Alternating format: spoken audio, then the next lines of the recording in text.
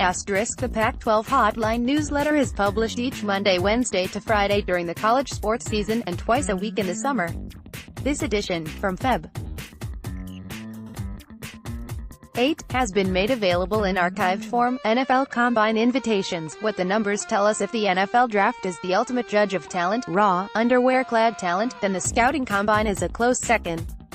On Thursday, the NFL released a list of 338 participants invited to Indianapolis later this month, and it's a useful tool for reflective evaluation of college rosters. For longtime Pac-12 watchers who are convinced of or suspected a decline in talent, the invite list provides a measure of proof. The conference will send 39 players to the week-long event, the lowest total in years. Pac-12 invitees: 2015 to 44, 2016 to 49, 2017 to 47, 2018 to 45, 2019 to 39. Not surprisingly, the SEC dominated the invite list, with more than twice as many participants as the Pac-12. You read that right, more than twice as many. Invitations by Power 5 Conference: SEC, 90, Big Ten, 53, ACC, 46, Pac-12, 39, Big 12, 33. Adjusting for the varying sizes of the conferences, SEC, 6.4 participants per team, Big Ten, 3.8, ACC, 3.3, Big 12 to 3.3, Pac-12, 3.3. The full list of Pac-12 participants is below, broken down by team, and I've included the number of recruiting stars, per rivals, with each player, to provide a morsel of context. It should come as no surprise given the history of the coaches, but Stanford, Utah and the Washington schools all turned a slew of 2- and 3-star prospects into combine participants. Could some of that be erroneous evaluation by the recruiting services? Sure. How is Taylor Rapp not a 4-star prospect, at least, but those programs typically outperform on the player development side.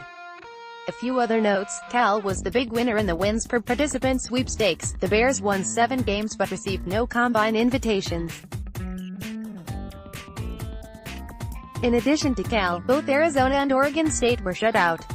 Kentucky had more invitees, 8 than USC, 5, and UCLA, 2, combined.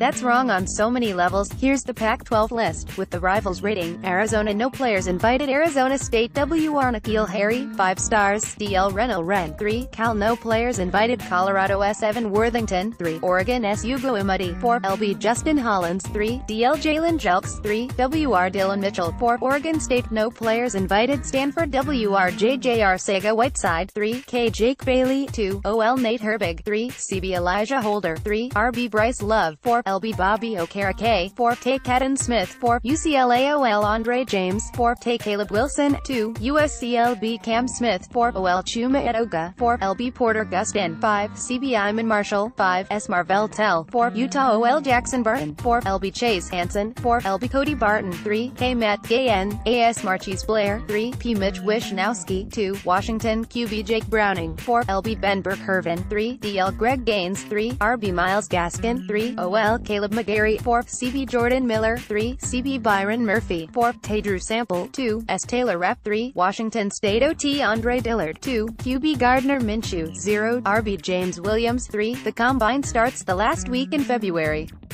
The Hotline will assess the top storylines for Pac-12 prospects before the festivities begin. John Wilner. *****. Sign up here for a free subscription to the Hotline newsletter. Thanks for your support.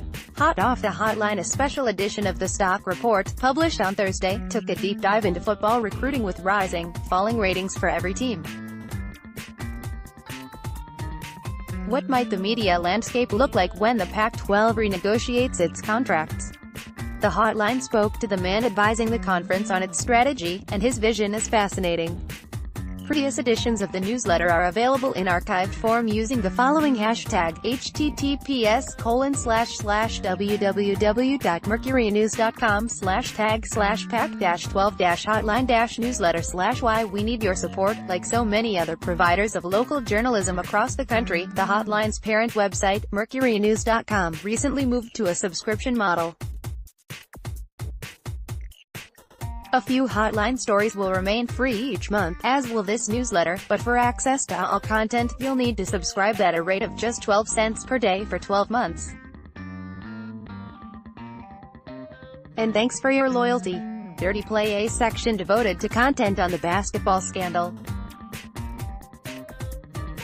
While not directly related to the corruption case playing out in New York City, the latest news from Tucson is indirectly related. Arizona has started dismissal proceedings with assistant Mark Phelps, reportedly for potential NCAA violations involving academic misconduct.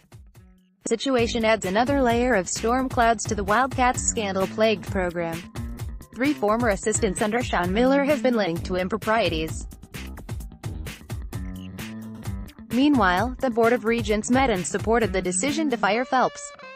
In the news, note, the Hotline newsletter includes links to sites that could require a subscription once the number of free views has been reached. Arizona's football program could use some energy after a disappointing first year under Kevin Sumlin. Maybe the new assistants will provide it. Chris Peterson is a master at turning 3-star prospects into high-round NFL draft picks, writes The Times' Matt Calkins. Cal coach Justin Wilcox is dead set on upgrading the offense. The good news, it cannot be any worse. Good behind-the-scenes account of Utah's successful close with 4-star running back Jordan Wilmore. UCLA's season opener at Cincinnati has been moved up 2 days, which will give the Bruins more time to prepare for their daunting Week 2 opponent, San Diego State. The good and bad with Washington State's recruiting class, and the quarterback situation qualifies as both. Stanford center Brian Chaffin is headed to Rice to play for a familiar face as a grad transfer. USC coach Clay Helton plans to step away from the X's and O's and focus on what's truly important for this team, which is the accountability, the discipline of the game. The Hotline is a big fan of the Pac-12 sustainability initiatives. Colorado won the Zero Waste Challenge for the football season. State of Affairs perspective on the conference from beyond its borders.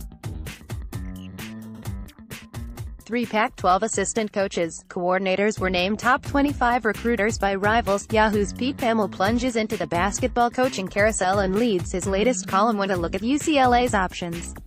The AP weighs in on Pac-12 basketball and notes, accurately, that it won't get any easier for at-large contenders as the bubble shrinks in the final weeks. Speaking of the latest bubble watch from The Athletic simplifies the situation, blame the Pac-12 media landscape. Perhaps it's not surprising coming from a former ESPN studio analyst, but ASU coach Herm Edwards has an open policy when it comes to assistant coaches and players talking to the media. You have to develop their skills, not only on the field, but off the field. Several coaches in the conference, including one 100 miles down the freeway, take a different view of the situation. Medal stand, a section devoted to content on Pac-12 Olympic sports. One reason for third-ranked Oregon's success, Sato Sabuli, the versatile Berlin transplant who's averaging 17.7 points alongside that Ionescu phenomenon. Washington's softball team is loaded. The Huskies made it to nationals 2 years ago and to the championship game last year. It's obvious what would be the final step in the progression, according to The Times' Larry Stone. No surprise, the Pac-12 is well represented on the Golden Spikes preseason watch list. Here are the names. All of them. Lastly, a behind-the-scenes video from the Pac-12 shows retiring UCLA legend Valerie Kondo's field doing what she does, coaching. On the hardwood, the Hotline is surprised by almost nothing. ASU losing at home to Washington State by 20. That shocked me. 10 wins down, 8 wins to go for Washington. Daily News columnist Mark Wicker thinks Jaron Collins, the former Stanford star and current Warriors assistant, might fit at UCLA. I initially thought the headline to a Salt Lake Tribune said Utah freshman Riley Batten lived in a storage shed growing up, but I must have been hallucinating. Doubt, dread, disappointment, they were all palpable at McKale Center last night as Arizona struggles on and off the court, writes the Daily Star's Greg Hansen. Football recruiting links. The Hotline recently announced an expansion of Pac-12 recruiting coverage, with an emphasis on the schools and conference-wide trends, not only the prospects themselves. That space is capably filled by rivals, 247 sports, etc. We'll have bi-monthly columns starting in the second half of February, but the unofficial rollout began last month. Links to previous columns. Alabama recruiters smell blood on the West Coast as the Pac-12 struggles to keep pace on the field. Tosh Lupoy, the former Pac-12 player and assistant coach, became the conference's chief recruiting nemesis when he joined the Crimson Tide staff. Now he's in the NFL and no longer an obstacle. For a variety of reasons, high school football participation is shrinking faster in the Pac-12's primary talent pool, California, than in those of the other Power 5 conferences. A podcast with 247 sports recruiting analyst Brendan Huffman, who breaks down the top Pac-12 storylines for NSD. As USC, UCLA struggle to hold their ground with elite in-state recruits, Oregon and Washington happily fill the void. Your anti-anxiety guide to National Signing Day, with recruiting ratings for every all-conference player over the past 6 seasons. Looking ahead, what's coming on the Pac-12 Hotline? Saturday Night 5 might have a topic or 10 to address, particularly on the state of affairs in the state of Arizona. On Monday, expect my IP Top 25 ballot and the latest insights from Hotline columnist Brian Bennett. The Hotline's examination of Pac-12 media strategy has focused recently on the big picture. Next week, we'll take a look from ground level. Spring practice. Yes, spring practice. The next newsletter is scheduled for Monday. Like it. Please forward this email to friends. Sign up here. If you don't, or have other feedback, let me know. Pac-12 Hotline at BayAreaNewsGroup.com. *****. Follow me on Twitter, @WilnerHotline *****. Pac-12 Hotline is not endorsed or sponsored by the Pac-12 Conference, and the views expressed herein do not necessarily reflect the views of the conference.